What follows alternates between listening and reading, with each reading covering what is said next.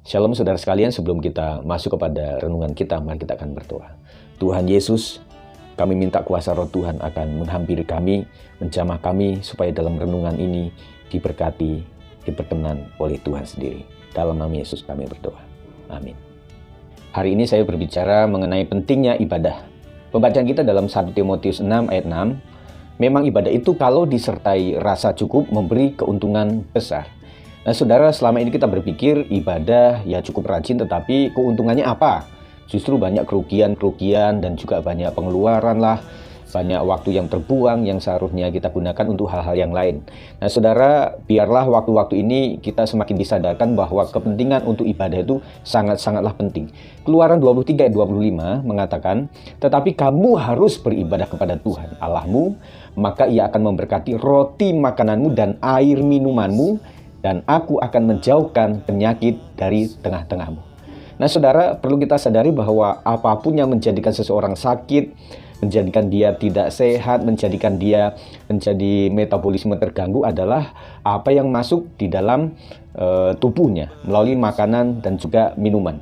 Termasuk segala bakteri, virus yang sedang merebak hari-hari ini adalah pintu masuknya selalu adalah kalau nggak mulut, hidung, yang membuat apapun itu masuk ke dalam tubuhnya. Nah saudara, ada pesan yang luar biasa yang disampaikan kepada kita pada hari ini, bahwa ada keuntungan besar jikalau orang ibadah. Jikalau orang ibadah, tetapi kamu harus beribadah kepada Tuhan Allahmu, maka pertama, ia akan memberkati roti makananmu dan air minumanmu. Selama ini kita doakan makanan minuman kita sungguh-sungguh supaya diberkati oleh Tuhan. Yang kedua, dan aku akan menjauhkan penyakit dari tengah-tengahmu. Penyakit bisa dijauhkan juga oleh Tuhan.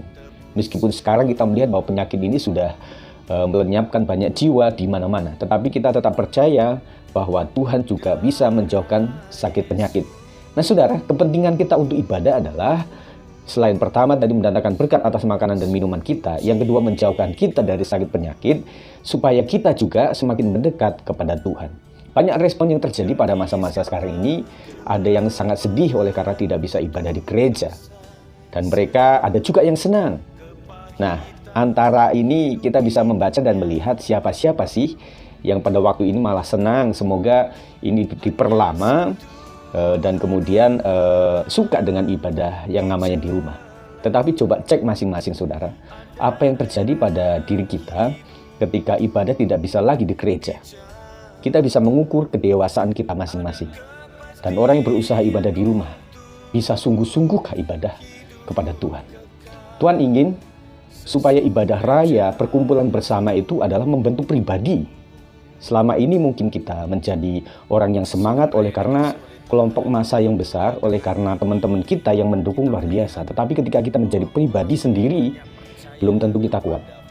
Padahal pada masa-masa akhir ini bahwa semua orang bertanggung jawab pada dirinya sendiri. Kalau orang sudah tidak bisa bertemu dengan gembalanya, tidak bisa bertemu dengan tim worship di gereja, maka mereka harus dalam tanda kutip terpaksa untuk bisa ibadah dengan baik.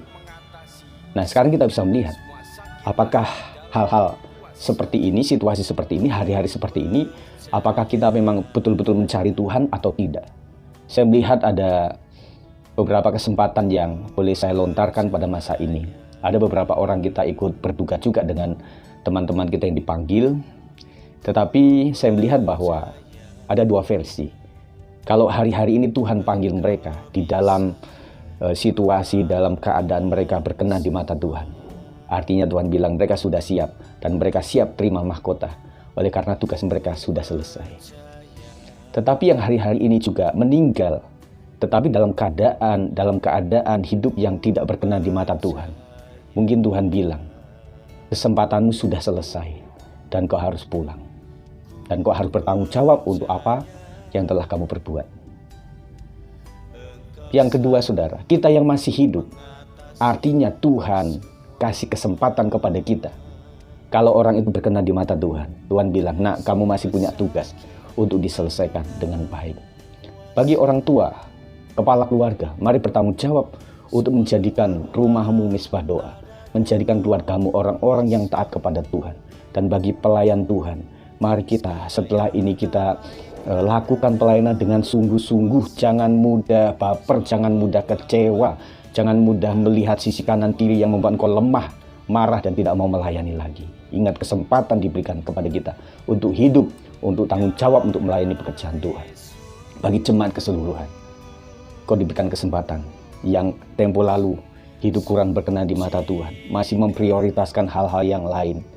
Mari prioritaskan Tuhan, karena ini adalah kesempatan yang baik. Kita diberikan nafas untuk bertobat dan memiliki hidup yang lebih baik. Dan selanjutnya saudara, kalau memang kita diberikan kesempatan lagi, mari perbanyak dekat kepada Tuhan. Tuhan beberapa kali bilang, juga melalui istri saya, Tuhan bilang untuk kita selalu siap. Siap menjelang kedatangan Tuhan yang kedua kali. Kita diuji saudara. Kalau Tuhan belum datang menjemput kita pada kedatangan yang kedua, maka kitalah yang duluan datang kepada Tuhan. Nah, sekaligus saya umumkan, besok adalah hari Minggu, tetap kewajiban untuk beribadah harus tetap dilakukan. Silahkan Bapak Ibu Saudara melakukan praise and worship sesuai dengan kemampuan keluarga masing-masing. Tetapi saya sebagai gembala akan kirimkan video khotbah singkat supaya bisa direnungkan bersama-sama di dalam keluarga. Saya berpikir video karena ini bisa disetel kapanpun, dan ini memang khusus untuk jemaat kita, bukan untuk jemaat lain. Saya pikir lebih bertanggung jawab seperti ini. Kiranya Tuhan memberkati kita sekalian. Amin. Mari kita berdoa.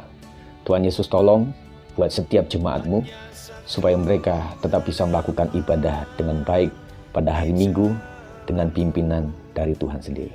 Dalam nama Yesus kami berdoa. Amin. Puji Tuhan.